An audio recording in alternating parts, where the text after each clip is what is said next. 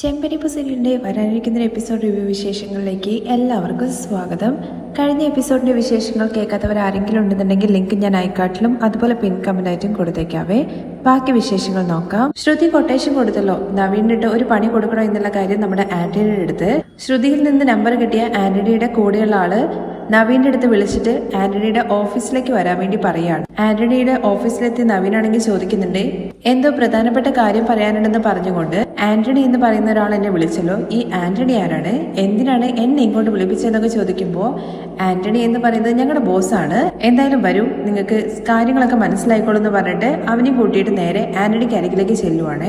ആന്റണി ചേട്ടതാ വന്നു എന്നുള്ള കാര്യം പറയാണ് കേട്ടോ. വീണാണെന്നുണ്ടെങ്കിൽ വലിയ ആളെ പോലെ ചെന്ന് കസേരയിലൊക്കെ ഇരുന്ന് കാലിന്റെ മേലെ കാലൊക്കെ കയറ്റി വെച്ചിട്ട്, ഓ നിങ്ങളാണോ ഈ ആന്റണി എന്ന് പറയുന്നത്, നിങ്ങൾ എന്താ പണത്തിന്റെ വലിയ കാര്യം സംസാരിക്കാനുണ്ടെന്നുള്ള കാര്യങ്ങളെ കുറിച്ചൊക്കെ പറഞ്ഞല്ലോ, നിങ്ങൾ ഫൈനാൻസിലാണെന്നുള്ള കാര്യത്തെ കുറിച്ച് പറഞ്ഞു കേട്ടല്ലോ, എന്താ കാശ് എന്തെങ്കിലും തരാനുള്ള പരിപാടിയാണോ, അതിന്റെ കാര്യത്തെ കുറിച്ച് സംസാരിക്കാൻ വേണ്ടിയിട്ടാണ് ഞാൻ വിളിച്ചത് എന്നുള്ള കാര്യം ആന്റണി പറയുമ്പോ, ഓ അങ്ങനെയാണെന്നുണ്ടെങ്കിലേ ഞാനും കല്യാണ ചെലവിന് വേണ്ടിയിട്ട് പണം കടം മേടിക്കാന്നുള്ള കാര്യം വിചാരിച്ചതായിരുന്നു, എത്ര പലിശ ആയാലും കുഴപ്പമില്ല, നിങ്ങൾ പണം തന്നോളൂ, അത് തിരികെ തരാൻ വേണ്ടിയിട്ട് എനിക്ക് ആളുണ്ടെന്ന് പറയാണേ. ശ്രുതിയെ കണ്ടിട്ടാണ് നവീൻ പണം മേടിക്കാനുള്ള പണി ഒരുക്കുന്നത്.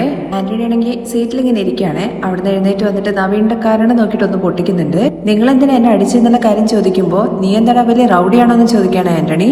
ഞാൻ റൗഡി ഒന്നല്ല, വെൽ എഡ്യൂക്കേറ്റഡ് ആയിട്ടുള്ള പേഴ്സൺ ആണ്, അല്ലെങ്കിലും പഠിച്ചവന്മാരാണല്ലോ ഇങ്ങനത്തെ പണിയൊക്കെ ചെയ്യുന്നതെന്ന് ആന്റണി പറയുമ്പോൾ, നിങ്ങൾ എന്താ പറയുന്നതെന്നുള്ള കാര്യം എനിക്ക് മനസ്സിലാകുന്നില്ല, നിങ്ങൾക്ക് ആള് മാറിപ്പോയതാണെന്നാണ് തോന്നുന്നത്, നിന്നെ ഒന്നും ഞാൻ ആള് മാറിയിട്ടല്ല തല്ലിയത്, നീ ബ്ലാക്ക് മെയിൽ ചെയ്യടോ എന്നുള്ള കാര്യം ചോദിക്കുമ്പോ, ഞാൻ എപ്പോഴാണ് നിങ്ങളെ ബ്ലാക്ക് മെയിൽ ചെയ്തത്, നിങ്ങൾ ആരാണെന്നുള്ള കാര്യം പോലും എനിക്ക് അറിയില്ല, അതെങ്ങനെയാണ് നീ എന്നെ അറിയില്ല എന്നുള്ള കാര്യം പറയുന്നുള്ള കാര്യം ആന്റണി ചോദിക്കുമ്പോ, സത്യമായിട്ട് എനിക്ക് അറിയില്ല എന്ന് നവീൻ പറയുന്നുണ്ട്. ഞാൻ നിന്റെ കൺമുമ്പിലല്ലേടാ നിൽക്കുന്നത്, പിന്നെ നീ എങ്ങനെ എന്നെ അറിയില്ല എന്നുള്ള കാര്യം പറയുന്നത്, നിങ്ങൾ വേണമെന്ന് വിചാരിച്ചിട്ട് എന്റെ അടുത്ത് മനഃപൂർവ്വം പ്രശ്നത്തിന് വരിക എന്നുള്ള കാര്യം നവീൻ പറയുമ്പോ, എന്നെ കണ്ടിട്ട് നിനക്ക് ഞാൻ വെറുതെ പ്രശ്നം ഉണ്ടാക്കാൻ വേണ്ടി വരുന്ന ഒരാളെ പോലെ തോന്നുന്നുണ്ടോ, നീ ബ്ലാക്ക് മെയിൽ ചെയ്തിട്ട് ആളുകളെ വരട്ടോ അല്ലേടാ എന്നുള്ള കാര്യം ചോദിച്ചിട്ട് നവീണ് നല്ലോണം കൊടുക്കുന്നുണ്ട് കേട്ടോ. പക്ഷെ നവീനാണെന്നുണ്ടെങ്കിൽ അവർ രണ്ടുപേരെയും തട്ടിയിട്ടിട്ട് ഓടുവാണ്. അപ്പോഴേക്കും ആന്റണി അവനെ പിടിക്കടാ എന്ന് പറഞ്ഞ് കൂടെയുള്ള ആളെ അവന്റെ പുറകെ വിടുന്നുണ്ട്. രണ്ടുപേരും കൂടി ഓടി പിടിക്കാൻ വേണ്ടി ശ്രമിക്കുമ്പോഴേക്കും നവീനാണെന്നുണ്ടെങ്കിൽ ബൈക്കിൽ കയറി പോവാണ്. പുറകെ ഇവർ രണ്ടുപേരും ബൈക്ക് എടുത്ത് ചെല്ലുന്നുണ്ട്. കുറെ ദൂരം നവീന്റെ പുറകെ തന്നെ ചെല്ലുന്നുണ്ട് കേട്ടോ ആന്റണിയും അതുപോലെ കൂടെയുള്ളവനും കൂടി ചേർന്നിട്ട്. തുടർന്ന് സച്ചിയും അതുപോലെ മഹേഷും കൂടി സ്കൂട്ടിയിൽ ഇങ്ങനെ പോയിക്കൊണ്ടിരിക്കുകയാണ്. അപ്പോ സിസ്റ്റർ ദേഷ്യമൊക്കെ മറന്നിട്ട് തിരികെ വീട്ടിലേക്ക് വന്നു അല്ലേ എന്നുള്ള കാര്യം മഹേഷ് ചോദിക്കുന്ന സമയത്ത്, എടാ നമ്മളാണ് ചുമ്മാ ഓരോന്ന് കണക്ക് കൂട്ടിയത്, അവള് ആ സംഭവങ്ങളൊക്കെ രാവിലെ തന്നെ മറന്നിട്ടുണ്ടായിരുന്നു, ഓ അപ്പോ അങ്ങനെയാണല്ലേ കാര്യങ്ങള്, എന്തായാലും സച്ചി ഇന്നലെ രാത്രിയാണ് നിനക്ക് എന്തോരം രേവതിയുടെ സ്നേഹം ഉണ്ടെന്നുള്ള കാര്യം ഞാൻ കൺകുളിർക്കെ കണ്ടത്, അത് കേൾക്കുമ്പോ ഒന്ന് പോടാ എന്ന് പറയുന്നുണ്ട് സച്ചി. ആഹാ നിനക്ക് നാണമൊക്കെ അവരല്ലേ, ആ കൊള്ളാലോടെ സച്ചി എന്നൊക്കെ പറഞ്ഞിട്ട് കളിയാക്കുന്നുണ്ടേ.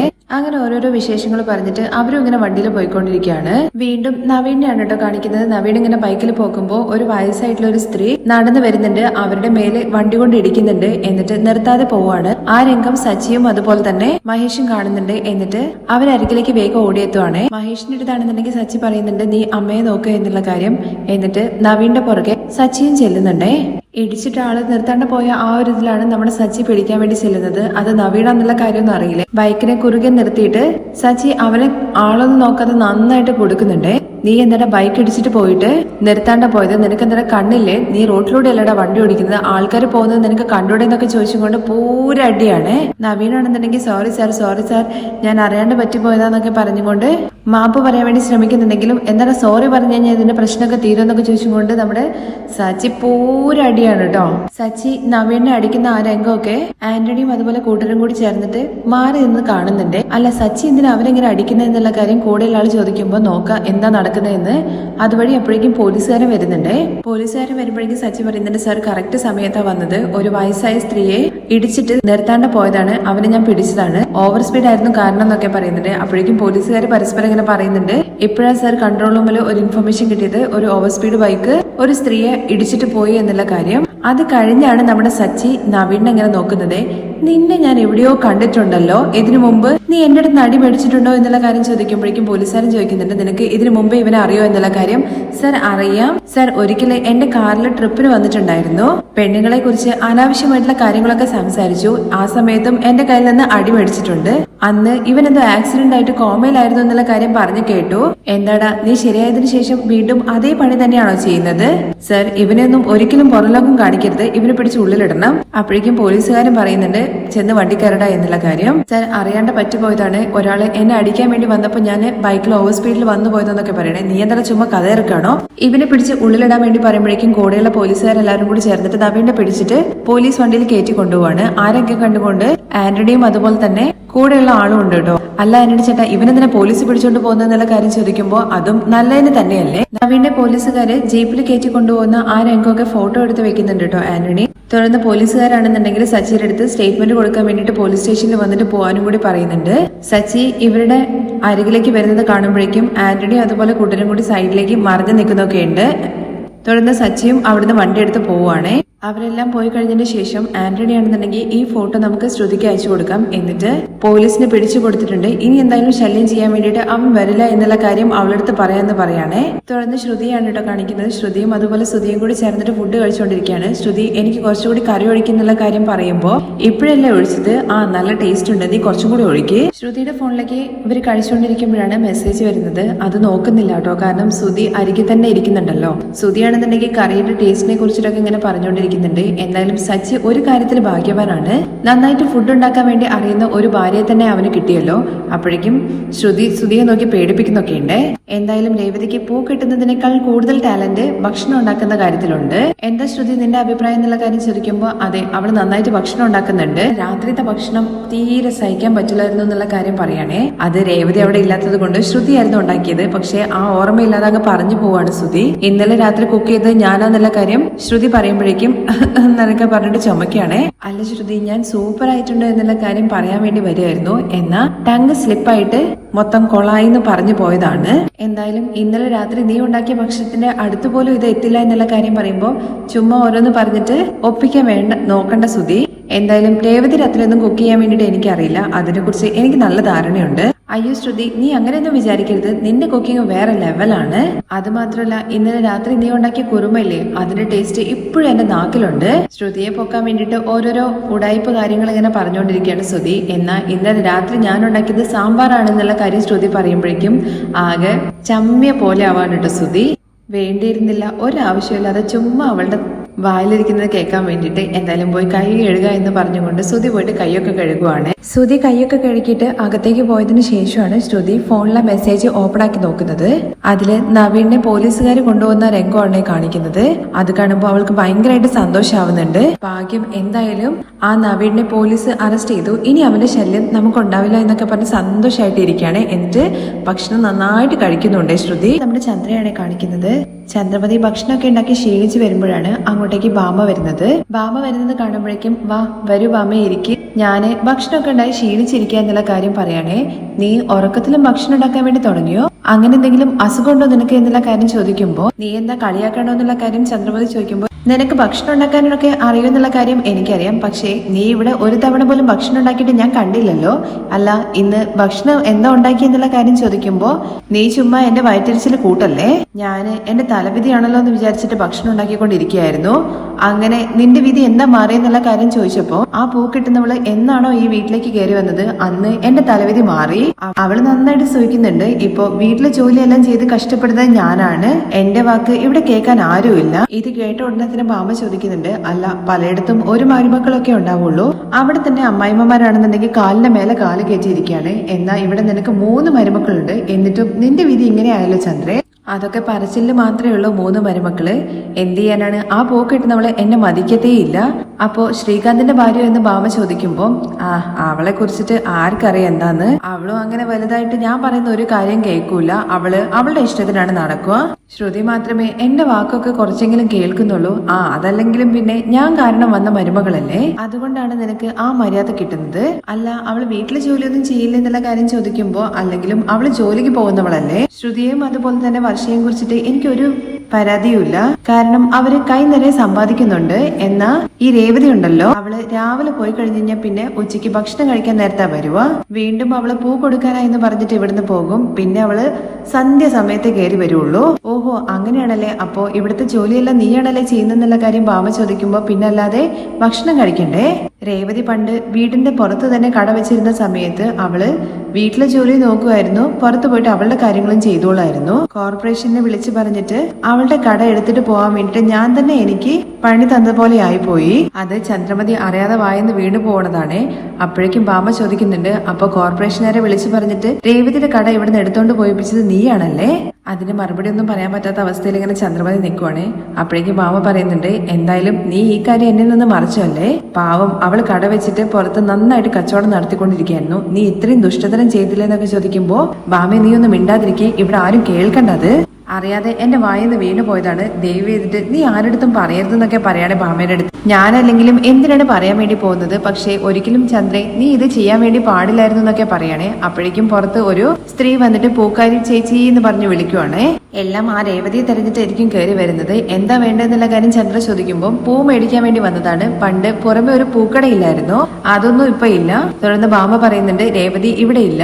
ഓ ആണല്ലേ, അങ്ങനെയാണെങ്കിൽ അവളുടെ നമ്പർ ഒന്ന് തന്നാൽ മതി, ഞാൻ ഫോൺ ചെയ്ത് സംസാരിച്ചോളാം. നമ്പർ ഒന്നും എന്റെ കയ്യിലില്ല, ഒന്ന് പോയാ എവിടെ നിന്നുള്ള കാര്യം ചന്ദ്രമതി പറയുമ്പോഴേക്കും ആ സ്ത്രീയും ചൂടാവുന്നുണ്ട് കേട്ടോ. എന്തിനാ നിങ്ങൾ ഇങ്ങനെ ചൂടാവുന്നത്, നമ്പറില്ലേ ഞാൻ ചോദിച്ചോളൂ. വരുന്ന കസ്റ്റമറുടെ അടുത്ത് ഇങ്ങനെയാണോ സംസാരിക്കുന്നത്? പിന്നെ വലിയ കസ്റ്റമേഴ്സ് നിങ്ങളുടെ അടുത്ത് പോവാനല്ലേ പറഞ്ഞത്? നിങ്ങൾ ഇങ്ങനെയൊക്കെ സംസാരിച്ചു കഴിഞ്ഞാൽ പിന്നെ ആ പെൺകുട്ടിക്ക് എങ്ങനെയാ വ്യാപാരം നടക്കുക? അത് കൊള്ളാലോ, പൂക്കെട്ടിട്ട് ഇത്രയും വലിയൊരു വീടുണ്ടാക്കിയല്ലേ, അപ്പൊ നിങ്ങൾക്ക് ആ അഹങ്കാരം ഉണ്ടാവുമല്ലോ. എന്താ നീ പറഞ്ഞത്, പൂ കെട്ടിട്ട് ഉണ്ടാക്കിയ വീടാണെന്നോ? ഇത് എന്റെ അച്ഛൻ എനിക്ക് മേടിച്ചു തന്ന വീടാണെന്നൊക്കെ പറഞ്ഞിട്ട് അവരുടെ നേർക്ക് ചെല്ലുവാണേ. അപ്പോഴേക്കും ആ സ്ത്രീ അങ്ങ് താഴേക്ക് ഇറങ്ങി പോകുന്നുണ്ട്. ബാമയാണെന്നുണ്ടെങ്കിൽ വാ ചന്ദ്രേ മതി മതി എന്ന് പറഞ്ഞിട്ട് പിടിച്ച് വലിച്ച് ഉള്ളിലേക്ക് കൂട്ടിക്കൊണ്ടു പോവാണേ. നീ എന്താ അടി ഉണ്ടാക്കാൻ വേണ്ടി പോവാണ് ചന്ദ്ര എന്നുള്ള കാര്യം ചോദിക്കുമ്പോ, നീ കണ്ടില്ലേ ബാമയെ, അവള് എന്ത് വർത്താനം പറഞ്ഞിട്ടാണ് പോകുന്നത് എന്നുള്ള കാര്യം നീ നമ്പർ കൊടുത്തിട്ടുണ്ടായിരുന്നെങ്കിൽ അവരിങ്ങനെ സംസാരിക്കുമായിരുന്നു. അല്ലെങ്കിലും ഇങ്ങനെ വരുന്നവരും പോകുന്നവരടുത്തൊക്കെ ഞാൻ ഇവിടെ ഇരുന്ന് ഇങ്ങനെ അപമാനപ്പെടണം. എല്ലാം ആ പൂ കിട്ടുന്നവള് കാരണമാണ്. ഇന്ന് അവള് വരട്ടെ, അവൾക്ക് ഞാൻ വെച്ചിട്ടുണ്ടെന്നൊക്കെ പറയാണേ. അങ്ങനെ രേവതി വരുന്നതും കാത്തിട്ട് ഇങ്ങനെ ചന്ദ്ര അവിടെ കാലുമില് കാലൊക്കെ ഇരിക്കുന്നുണ്ട്. ബാമയ്ക്ക് ചായ ഒക്കെ ഉണ്ടാക്കി കൊടുത്തിട്ടുണ്ട് കേട്ടോ. ചായ എന്തായാലും നന്നായിട്ടുണ്ടെന്നൊക്കെ പറയുന്നുണ്ട്. അങ്ങനെ രേവതിയും അതേ സമയം തന്നെയാണ് നമ്മുടെ ശ്രുതിയും അങ്ങോട്ടേക്ക് കയറി വരുന്നത്. ഉള്ളിൽ ചന്ദ്രന്റെ അടുത്ത് ബാമ പറയുന്നുണ്ട്, എന്തായാലും ചായ കൊള്ളാം, പക്ഷേ രേവതി ഉണ്ടാക്കുന്ന അതിന്റെ അടുത്ത് എത്തില്ല എന്നുള്ള കാര്യം പറയുമ്പോ, ഓ അങ്ങനെയാണെന്നുണ്ടെങ്കിലേ നീ ഒരു കാര്യം ചെയ്യ്, അവളെയും കൂട്ടിക്കൊണ്ടുപോയിട്ട് വീട്ടിൽ കൊണ്ട് ഇരുത്തിക്കോ. അവള് നന്നായിട്ട് ചൂടായിട്ട് നിനക്ക് ചായ ഉണ്ടാക്കി തരും. വെറുതെ എന്നെ ദേഷ്യം പിടിപ്പിക്കാൻ വേണ്ടിയിട്ട് വീട്ടിലേക്ക് കണ്ടവരൊക്കെ കയറി വന്നിട്ട് എന്നെ തെറി വിളിച്ചുകൊണ്ടിരിക്കുകയാണ്. രേവതി ഇങ്ങോട്ട് വരട്ടെ, അവൾക്ക് വെച്ചിട്ടുണ്ടെന്നൊക്കെ പറയാണ്. അപ്പോഴാണ് രേവതി അങ്ങോട്ടേക്ക് കയറി വരാൻ വേണ്ടി പോകുന്നത്. ഒപ്പം ശ്രുതിയും ഉണ്ട് കേട്ടോ. രണ്ടുപേരും ഒരേ സമയത്താണ് ഉള്ളിലേക്ക് കയറി വരാൻ വേണ്ടി നിൽക്കുന്നത്. രേവതിയുടെ അടുത്താണ് നിക്കടി എന്നുള്ള കാര്യം ചന്ദ്രമതി പറയുന്നത്. പക്ഷേ ശ്രുതിയും ആകെ ടെൻഷനായിട്ട് അവിടെ തന്നെ നിൽക്കുവാണ്. നീ നിന്റെ മനസ്സിൽ എന്താ വിചാരിച്ചിരിക്കുന്നത്? നീയെല്ലാം ഓരോന്ന് കരുതി കൂട്ടി ചെയ്യുന്നതാണല്ലേടി എന്നുള്ള കാര്യമൊക്കെ ചോദിക്കണേ ചന്ദ്ര. അപ്പോഴേക്ക് ശ്രുതി വയ്ക്കുന്നുണ്ട്, ആന്റി ഞാൻ എന്താ ചെയ്തെന്നുള്ള കാര്യം. ശ്രുതി നിന്നെയല്ല, നീ ഉള്ളിലേക്ക് കയറി വാ. അപ്പോഴും രേവതിയെ പുറത്ത് തന്നെ നിർത്തിക്കുകയാണേ. എന്നിട്ട് ചന്ദ്രപതി ചോദിക്കുന്നുണ്ട്, ഞാൻ നിനക്ക് ആരാടി എന്നുള്ള കാര്യം. അതെന്താ അമ്മേ പുതിയതായിട്ട് അറിയാത്ത പോലെ ചോദിക്കുന്നത്? പുറത്ത് തന്നെ നിർത്തിയിട്ടാണല്ലോ രേവതിയുടെ അടുത്ത് ചന്ദ്ര സംസാരിക്കുന്നത്. അത് കാണുമ്പോ ബാമ പറയുന്നുണ്ട്, എന്താണെങ്കിലും ചന്ദ്രയെ ഉള്ളിലേക്ക് വിളിച്ചു കയറ്റിയിട്ട് അവളുടെ അടുത്ത് സംസാരിക്കേ. അപ്പോഴേക്കും ബാമയുടെ അടുത്ത് നീ മിണ്ടാതിരിക്കുന്നു പറയണേ ചന്ദ്ര. പറയടി, ഞാൻ നിന്റെ ആരാണ്? എന്റെ അമ്മായിയമ്മ. അത് നിനക്ക് അറിയാല്ലേ? എന്താടി നീ നാട്ടിലുള്ള എല്ലാവരുടെ ഞാൻ നിനക്ക് വേണ്ടിയിട്ട് ജോലി ചെയ്യാന്നുള്ള കാര്യം പറഞ്ഞു വെച്ചിരിക്കുകയാണോ?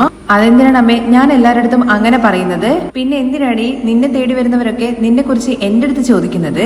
നിന്റെ ഫോൺ നമ്പർ കൊടുക്കാൻ വേണ്ടി പറഞ്ഞുകൊണ്ട് എന്റെ നേർക്ക് കയറുന്നു എന്നൊക്കെ പറയാണേ. അത് കേൾക്കുമ്പോൾ രേവതി ചോദിക്കുന്നുണ്ട്, നമ്പർ ചോദിച്ചിട്ടുണ്ടെങ്കിൽ ആ നമ്പർ അങ്ങ് കൊടുത്താ പോരെ അമ്മേ? ഞാൻ എന്താടി നിന്റെ അസിസ്റ്റന്റ് ആണോ? ഞാൻ എന്തിനാ നിന്റെ നമ്പർ വെക്കുന്നതെന്നൊക്കെ ചന്ദ്ര ചോദിക്കുമ്പോ, അപ്പോ അമ്മയുടെ കയ്യിൽ എന്റെ നമ്പർ ഇല്ലേ എന്നുള്ള കാര്യം ചോദിക്കുകയാണേ രേവതി. പിന്നെ നീ വലിയ മന്ത്രിയല്ലേ, നിന്റെ നമ്പർ ഞാന് സേവ് ചെയ്ത് വെക്കാൻ വേണ്ടിയിട്ട്. അതല്ലെങ്കിലും അമ്മ പറഞ്ഞത് ശരി തന്നെയാണ്. അമ്മയുടെ കയ്യിൽ ശ്രുതിയുടെ നമ്പർ ഉണ്ടാവും, വർഷയുടെ നമ്പർ ഉണ്ടാവും. പക്ഷെ എന്റെ നമ്പറൊക്കെ എന്തിനാണല്ലേ അമ്മയുടെ കയ്യില്? അല്ലെങ്കിലും ഞാന് ഒന്നുമില്ലാത്ത വീട്ടിലെ പെൺകുട്ടിയല്ലേ, എന്റെ നമ്പർ അല്ലെങ്കിലും അമ്മയ്ക്ക് ഒരു ആവശ്യത്തിനും വേണ്ടി വരില്ലല്ലോ. ചന്ദ്രമതിക്കും ചെറുതായിട്ട് ഒരു ഫീൽ ചെയ്യുന്ന പോലെയൊക്കെ ഉണ്ട് കേട്ടോ. ആ മതി, നീ ഇല്ലാ പാട്ടൊന്നും പാടണ്ട. അങ്ങനെ പാടിയിട്ടാണല്ലോ എല്ലാവരും നിന്നെ കയ്യിലെടുത്ത് വെച്ചിരിക്കുന്നത്. നീ ഏത് തരത്തിൽപ്പെട്ടവളാണെന്നും എന്ത് രീതി ചിന്തിക്കുന്നുള്ള കാര്യമൊക്കെ എനിക്ക് നന്നായിട്ട് അറിയാം. എല്ലാ കാര്യങ്ങളും അമ്മയ്ക്ക് അറിയെങ്കിൽ പിന്നെ എന്തിനാണ് എന്നെ ഇങ്ങനെ ഇവിടെ നിർത്തിയിട്ട് ചോദ്യം ചെയ്തുകൊണ്ടിരിക്കുന്നത്? കണ്ടില്ലേ ബാമേ അവളുടെ അഹങ്കാരം? ഈ വായയാണ് അവളുടെ ഏറ്റവും വലിയ ആയുധം. ഈ വീട്ടിൽ വന്ന് തിന്ന് അവളുടെ വായ്ക്ക് നല്ല നീളം വെച്ചിട്ടുണ്ട്. ഇപ്പോ അവനെ പോലെ തന്നെ അവളും നന്നായിട്ട് സംസാരിക്കുന്നുണ്ടെന്നുള്ള കാര്യം പറയുമ്പോഴേക്കും രേവതി തിരിച്ചു ചോദിക്കുന്നുണ്ടേ, അല്ലെങ്കിലും അമ്മ തന്നെയല്ലേ പറഞ്ഞത് ചക്കിക്കൊത്ത ശങ്കരനാണ് എന്നുള്ള കാര്യം. ഓ, അപ്പൊ ഞാൻ ചീത്ത രീതിയിൽ പറഞ്ഞത് നീ നന്നായിട്ട് മാറ്റി പറയാണല്ലേ. ബാമേ, ഞാൻ പറഞ്ഞില്ലേ ഇവള് വലിയ തന്ത്രകാലിയാണ് എന്നുള്ള കാര്യം. തുടർന്ന് രേവതി പറയുന്നുണ്ട്, അമ്മേ എന്റെ നമ്പർ ഞാൻ ഇവിടെ നോട്ട്ബുക്കിൽ എഴുതി വെച്ചേക്കാം, വരുന്നവരടുത്ത് അത് കൊടുത്താൽ മതി എന്നുള്ള കാര്യം പറയുമ്പോ നീ എന്താടി വലിയ ആളെ പോലെ എന്റെ നേർക്ക് ഓർഡർ ഒക്കെ ചെയ്യുന്നത്? ഞാൻ പറയുന്ന കാര്യങ്ങൾ ഇനി നീ കേട്ടാ മതി, ഇനി നീ ജോലിക്കൊന്നും പോകാൻ പാടില്ല, അത് എന്റെ ഭർത്താവ് പറയട്ടെ എന്നുള്ള കാര്യം പറയണ രേവതി. അത് കേൾക്കുമ്പോൾ ആകെ ഞെട്ടിത്തരിച്ച പോലെ നിൽക്കുന്നുണ്ട് ചന്ദ്രേ. പക്ഷെ ബാമയ്ക്ക് വലിയ സന്തോഷാവുന്നുണ്ട്. അല്ലെങ്കിലും അവൻ എങ്ങനെയാണ് പറയാ, അവൻ എന്ത് പറയണം, അവൻ എന്ത് ചെയ്യണം എന്നുള്ള കാര്യമൊക്കെ നീ പറയുന്നത് പോലെയല്ലേ ചെയ്യുന്നത്, ആ ധൈര്യമല്ലേ നിനക്ക്. തുടർന്ന് ഭാവിയാണെന്നുണ്ടെങ്കിൽ രേവതിയെ സപ്പോർട്ട് ചെയ്യുന്ന രീതി പറയുന്നുണ്ട്, ചന്ദ്ര വിട്ടേക്ക്, അവൾ അവൾക്ക് ഇഷ്ടപ്പെട്ടുള്ള ജോലി ചെയ്യുന്നു, അവളാണെന്നുണ്ടെങ്കിൽ അതിൽ നല്ല പേരെടുക്കുകയും ചെയ്തിട്ടുണ്ട്. അതെ അതെ, അവൾ നല്ല പേരുണ്ടാക്കിയിട്ടുണ്ട്. അധികം വൈകാതെ ഗവൺമെന്റ് ഇവൾക്ക് അവാർഡും കൊടുക്കും. ഇവള് പണിക്ക് പോകുന്നത് കൊണ്ട് ഈ വീട്ടിലെ എല്ലാ ജോലിയും എന്നെ കൊണ്ടാണ് ഇപ്പൊ ചെയ്യിപ്പിക്കുന്നത്. ഇതിൽ എന്റെ തെറ്റുമുണ്ട്, ഞാൻ വീട്ടിൽ തന്നെ ഇരിക്കുവാണല്ലോ, അതാണ് ഇവർക്കെല്ലാം എലകാരമായിട്ട് പോയിരിക്കുന്നത്. ശ്രുതി, നാളെ മുതൽ ഞാൻ നിന്റെ പാർലറിലേക്ക് വരാം. അത് കേൾക്കുമ്പോൾ ശ്രുതി ആകെ ഞെട്ടിത്തരിച്ച പോലെ ഇങ്ങനെ നിൽക്കുവാണേ. ആന്റി എന്തിനാ അവിടെ വരുന്ന കാര്യം ശ്രുതി ചോദിക്കുമ്പോ, പാർലർ എന്റെ പേരിൽ അല്ലെങ്കിലും ഓണർ നീ തന്നെയല്ലേ, തനിയെ നീയും കഷ്ടപ്പെടല്ലേ, അതുകൊണ്ട് തന്നെ ഞാൻ എല്ലാത്തിനും നിന്റെ കൂടെ വന്നിട്ട് ഹെൽപ്പ് ചെയ്യാന്നുള്ള കാര്യം പറയാണേ. അയ്യോ ആന്റി, അവിടെ ആന്റിക്ക് ബോറടിക്കുമെന്നും അവിടെ വലിയ ജോലിയൊന്നും ഇല്ല എന്നൊക്കെ പറഞ്ഞിട്ട് ചന്ദ്രമതിയെ എങ്ങനെങ്കിലും ആ ഒരു തീരുമാനം മാറ്റാൻ വേണ്ടിയിട്ട് ശ്രമിക്കാനുണ്ട് ശ്രുതി. എന്നാൽ ചന്ദ്രമതി ആണെന്നുണ്ടെങ്കിൽ ഒരു കാര്യം ചെയ്യാം, അങ്ങനെയാണെങ്കിൽ ഞാൻ ശ്രുതിയുടെ ഷോറൂമിലേക്ക് വരാം, അവിടെ ഞാൻ ചെയറിലിരുന്നോളാം, അവിടെ പോയിട്ട് നീ ക്യാഷ് ഡ്രോയറിൽ പണം മേടിച്ചിടാനാണോ ചന്ദ്ര ശ്രമിക്കാൻ വേണ്ടി പോകുന്നതെന്നുള്ള കാര്യം ബാമ ചോദിക്കുമ്പോൾ, അല്ലാണ്ട് എന്ത് ചെയ്യാനാണ്, കണ്ടവൾമാരൊക്കെ വന്നിട്ട് എന്നെ ചോദ്യം ചെയ്യുന്നത് കണ്ടില്ലേ എന്നുള്ള കാര്യം രേവതിയുടെ മുഖത്ത് നോക്കി പറയാണ് കേട്ടോ ചന്ദ്ര. അപ്പോഴേക്കും ശ്രുതിയാണെന്നുണ്ടെങ്കിൽ വേറൊരു ഐഡിയ ഇറക്കുവാണ്. ആന്റി എന്തിനാ വല്ലവരുടെയും മുമ്പിൽ പോയിട്ട് ജോലി ചെയ്യുന്നത്, ആന്റിയുടെ കഴിവിനനുസരിച്ചിട്ട് ആന്റിക്ക് തന്നെ സ്വന്തമായിട്ട് എന്തെങ്കിലും ചെയ്തൂടെ, അതിന് ഒരു കഴിവ് വേണ്ടെന്നുള്ള കാര്യം ബാമ ചോദിക്കുകയാണേ. അല്ല, നിനക്ക് എന്ത് കഴിവാ ഉള്ളതെന്നുള്ള കാര്യമാണ് ഞാൻ ഉദ്ദേശിച്ചത്. ചന്ദ്രമതി നോക്കി പേടിപ്പിക്കുമ്പോൾ ബാമ പറയുന്നുണ്ട്, അല്ല ആന്റിക്ക് നന്നായിട്ട് ഭരതനാട്യം അറിയില്ലേ. അത് ശരിയാണ്, ചന്ദ്ര അതിനെ കുറിച്ച് പറഞ്ഞിട്ടുണ്ട്, പക്ഷെ ഈ പ്രായത്തിൽ സ്റ്റേജിൽ പോയി ഇവൾ ആടിക്കഴിഞ്ഞു കഴിഞ്ഞാൽ ആര് കാണാനെന്നുള്ള കാര്യം ബാമ ചോദിക്കുന്നുണ്ടേ. അതെന്താ ബാമേ, ഞാൻ പോയിട്ട് സ്റ്റേജിൽ കയറിയിട്ട് ഭരതനാട്യം കളിച്ചു കഴിഞ്ഞാൽ ആരും കാണില്ലെന്ന് ചോദിക്കുമ്പോഴേക്കും ശ്രുതി പറയുന്നുണ്ട്, ആന്റിക്ക് സ്വന്തമായിട്ട് ഒരു ഭരതനാട്യം സ്കൂൾ ഓപ്പൺ ആക്കിയ എന്താ കുഴപ്പമെന്നുള്ള കാര്യം ചോദിക്കുമ്പോഴേക്കും ചന്ദ്രമതിക്ക് പുതിയ ഐഡിയ കിട്ടിയല്ലോ, ഇനി ഡാൻസ് സ്കൂൾ ആരംഭിക്കാനുള്ള പരിപാടിയാണ്. ശ്രുതി പറഞ്ഞ ഐഡിയ കേട്ടിട്ട് ചന്ദ്രമതി കുറച്ച് ഷോക്ക് ആയതുപോലെ ഇങ്ങനെ ആലോചിച്ച് ഇങ്ങനെ നടക്കുവാണേ. അപ്പോഴേക്കും ശ്രുതിയാണെന്നുണ്ടെങ്കിൽ ഒന്നുകൂടി പ്രൊമോട്ട് ചെയ്ത് കൊടുക്കുകയാണ്, ആന്റി ചന്ദ്രമതി ഭരതനാട്യം സ്കൂൾ എന്ന് പറഞ്ഞിട്ട് പുതിയൊരു സ്കൂൾ ആരംഭിക്കാം, ആന്റിയുടെ അടുത്ത് പഠിക്കാൻ വേണ്ടിയിട്ട് ഒരുപാട് ആൾക്കാർ വരും, അതുകൊണ്ട് തന്നെ ആന്റിക്ക് നന്നായിട്ട് ഏൺ ചെയ്യുകയും ചെയ്യാം. ശ്രുതി പറയുന്നത് കേൾക്കുമ്പോൾ ബാമയും പറയുന്നുണ്ട്, എന്തായാലും ചന്ദ്ര ഇത് നല്ല ഐഡിയ ആണ്. രണ്ടുപേരും കൂടി പറയുന്നത് കേൾക്കുമ്പോൾ ചന്ദ്രമതിക്ക് അത് നല്ലൊരു ഐഡിയ ആയിട്ട് തോന്നുകയാണ്. പക്ഷെ അതിന് ഒരു സ്ഥലം വേണ്ടേ, അതിന് ചന്ദ്രേ എന്റെ വീട്ടിലെ നീ അവിടെ സ്കൂൾ തുടങ്ങിക്കോ എന്നുള്ള കാര്യം പറയുമ്പോ, ആഹാ ഭാമേ നീ ശരിക്കും പറയാണോ, നിന്റെ വീട്ടിലോ എന്നുള്ള കാര്യം ചോദിക്കുമ്പോ, നിനക്ക് വേണ്ടിട്ട് ഞാൻ തരില്ലേ, മാസവാടകം നീ എനിക്ക് തന്നേക്ക്. തുടർന്ന് ശ്രുതി പറയുന്നുണ്ട് കേട്ടോ, എന്തായാലും ആന്റി വീട് തരാ എന്നുള്ള കാര്യത്തെ കുറിച്ച് പറഞ്ഞില്ലേ, ഇനി ഇൻവെസ്റ്റ്മെന്റ് കുറച്ച് മതി, ചില ഫോട്ടോസും കാര്യങ്ങളൊക്കെ എടുത്തിട്ട് നമുക്ക് പ്രൊമോട്ട് ചെയ്യാനുള്ള വഴിയൊക്കെ നോക്കാം. സോഷ്യൽ മീഡിയയിൽ ഇട്ട് കഴിഞ്ഞ് കഴിഞ്ഞാൽ ഒരുപാട് ആൾക്കാർ അത് കണ്ടിട്ട് വരുന്നൊക്കെ പറയണേ. അപ്പോഴും രേവതി പുറത്ത് തന്നെ വെയിറ്റ് ചെയ്യണേ. അപ്പൊ ശ്രുതി നീ പറയുന്നത് ആരംഭിക്കുക എന്നുള്ള കാര്യമാണോ എന്നുള്ള കാര്യം ചോദിക്കുമ്പോ, അതെ ആന്റി എനിക്ക് അറിയുന്ന ഒരു ഫ്രണ്ട് ഉണ്ട്, അവര് ഡ്രസ് കടയാണ് വെച്ചിരിക്കുന്നത്, ഫാൻസി ഇങ്ങനെ ഈ ഇതൊക്കെ കൊടുക്കില്ലേ അങ്ങനത്തെ കട. ഇപ്പൊ തന്നെ ഞാൻ എന്തായാലും അവളെ വിളിച്ചിട്ട് ആന്റിക്ക് പറ്റുന്ന കോസ്റ്റ്യൂം കൊണ്ടുവരാൻ വേണ്ടി പറയാം, അത് വെച്ചിട്ട് നമുക്ക് നിറയെ ഫോട്ടോസ് ഒക്കെ എടുക്കാം. എന്തായാലും ആന്റി നമുക്ക് ഉടനെ തന്നെ ഫോട്ടോസ് എടുക്കുകയും ആന്റി ഒരു സ്കൂൾ ആരംഭിക്കുകയും ചെയ്യാം. പിന്നെ അധികം വൈകാതെ സ്കൂള് വലിയൊരു അക്കാഡമി ആയിട്ട് മാറും, ആന്റി വളരെ ഫേമസ് ആവുന്നൊക്കെ പറഞ്ഞിട്ട് ടോപ്പിൽ കയറ്റുവാണ് കേട്ടോ നമ്മുടെ ചന്ദ്രയെ. അതൊക്കെ പറഞ്ഞിട്ട് ശ്രുതി റൂമിലേക്ക് പോകുന്നുണ്ട്.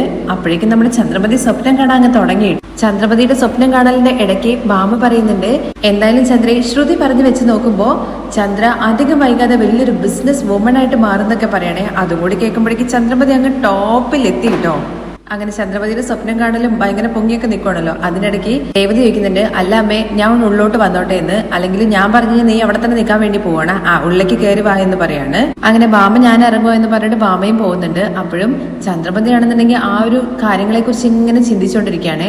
അതിങ്ങനെ രേവതി നോക്കിക്കൊണ്ടാണ് പോകുന്നത്. അങ്ങനെ ചന്ദ്രമതി അവരുടെ സ്വന്തം കസേരയിൽ ഇരുന്നിട്ട് കയ്യിലോണ്ട് ഇങ്ങനെ ആക്ഷനൊക്കെ കാണിച്ച് ഒരു ഭരത സ്കൂൾ ആരംഭിച്ചതുപോലെ ഇങ്ങനെ സ്വപ്നങ്ങളൊക്കെ കണ്ടിങ്ങനെ സന്തോഷം